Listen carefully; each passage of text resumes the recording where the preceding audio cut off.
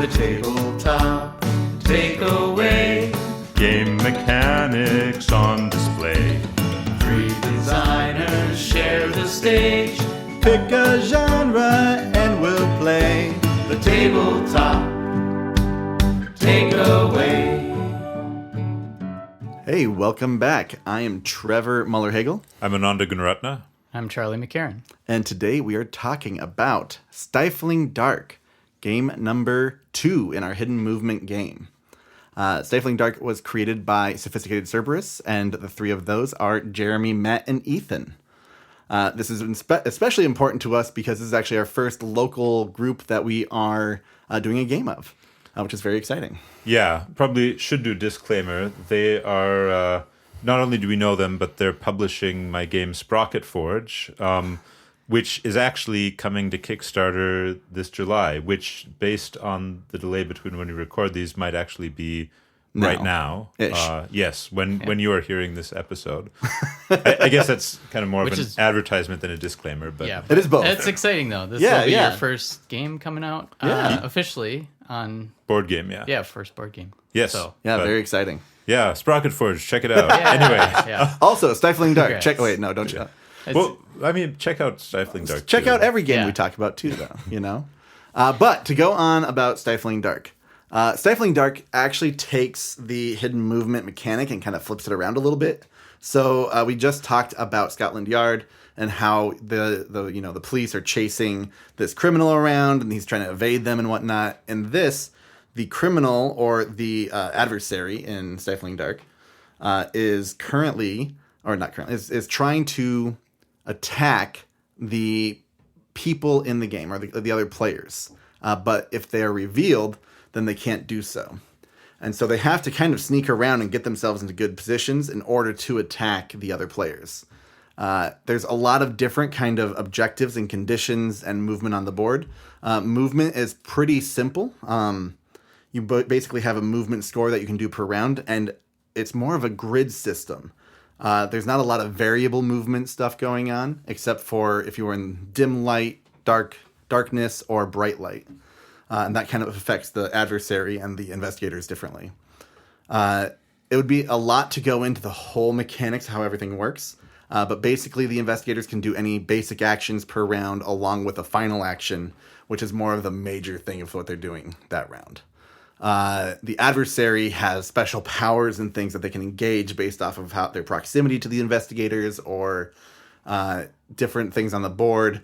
We've only ever played like the base version, and there are different adversaries you can fight against, different locations you can go to with different objectives you can achieve. So it's actually a pretty variable game, which I'm really excited to actually play more of. But at its core, adversaries moving around, trying to stay hidden, and then try to take out or kill the other investigators.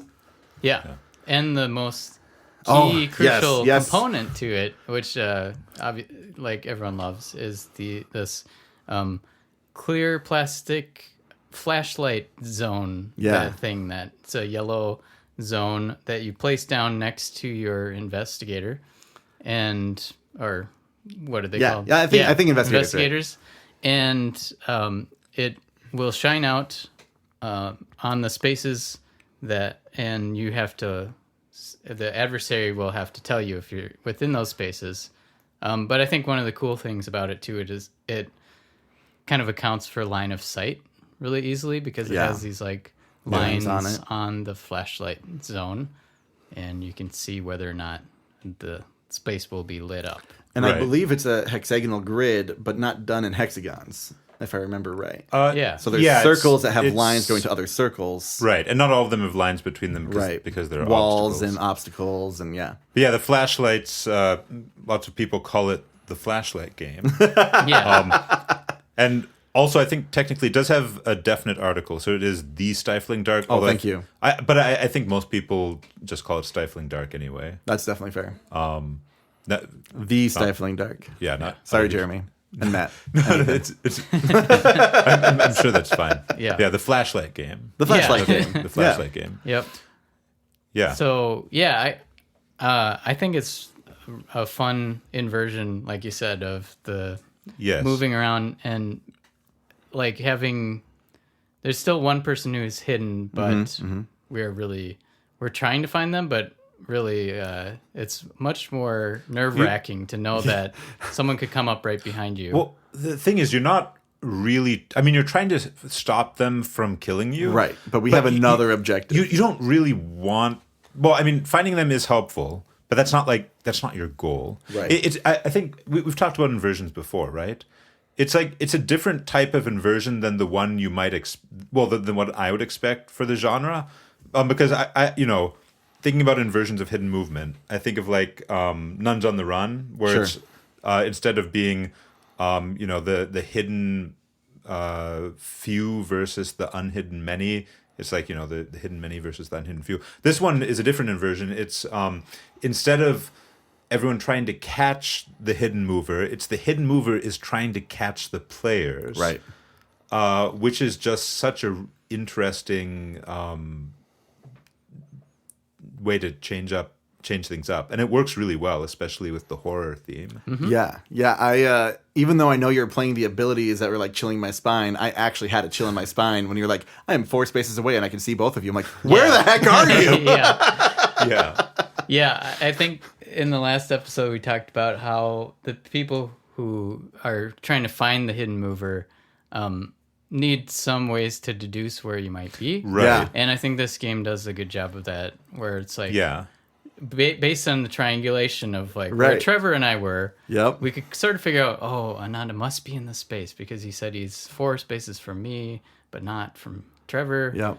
And the idea that you can just blanket down your flashlight, just blanket it all over the different spots and like check a ton of different spots. And then you don't see me there. And then he's gone. Or we shine the light on each other while we're in this place and we're terrified of being killed. Well, and then I was like, is this a strategy? Maybe, because but we burn through our charges. It helps us move. Right. Yeah, so very thematic with the flashlights. Yeah.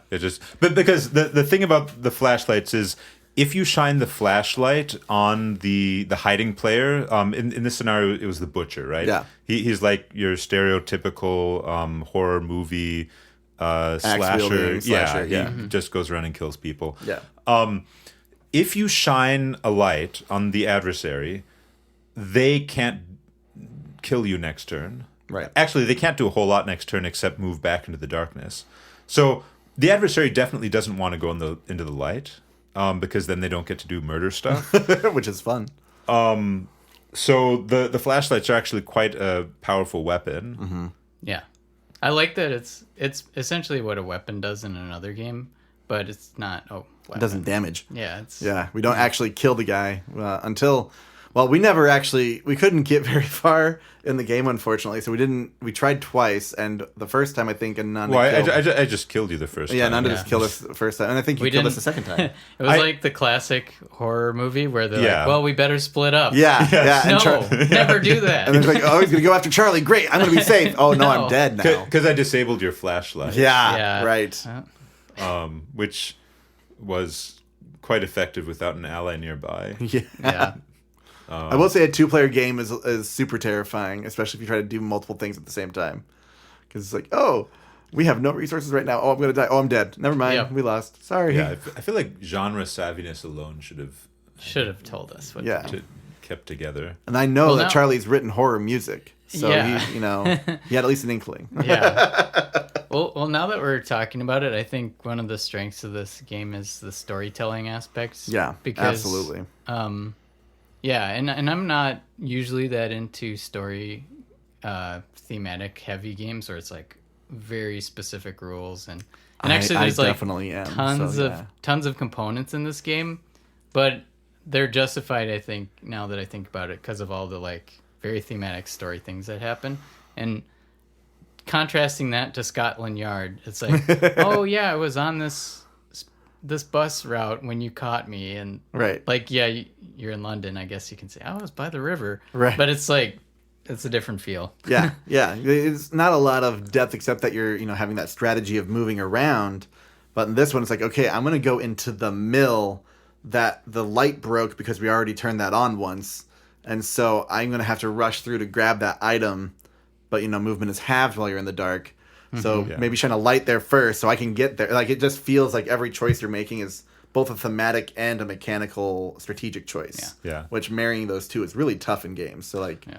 The light system is really pretty neat. Yeah. I'm not talking about the flashlights, although those are part of it. Yeah. But just like the distinction between dim, dark, and lit spaces. Yeah. Right. Yeah, because I mean, okay, so for one thing, dark spaces are hard for investigators to move through. Yeah. It costs them twice as many move points. But that's all buildings. Right. And you can turn on the light in a building, which makes it bright, which means if the murderer goes in there, they're visible, which means they don't get to do anything. So that's a way to keep them away. But then the light breaks after one use, and now the building is permanently dark. Although there are ways to make it dim instead, like the outside, so that you can at least move normally. But I guess the thing about the light system is I don't think I've seen that in other hidden movement games. Hidden movement, I can't think of any myself. Normally the spaces have the same, I guess, brightness, or just the notion of spaces where you automatically reveal the hider, even if there's no one there. Oh, sure. That's a mechanic I don't think I've seen. Like, obviously, if you move... Well, okay, I guess there are some games where, like, if you move into line of sight of the investigators, you're revealed. Sure. But spaces that are just... they reveal you because of the nature of the space, not the nature of the investigators who are looking for you. Right. And I think that's a pretty neat mechanic, because when when you're the hider and you're deciding where to go... for example, hiding inside a building when the light can be turned on is risky because they might turn on the light and see you.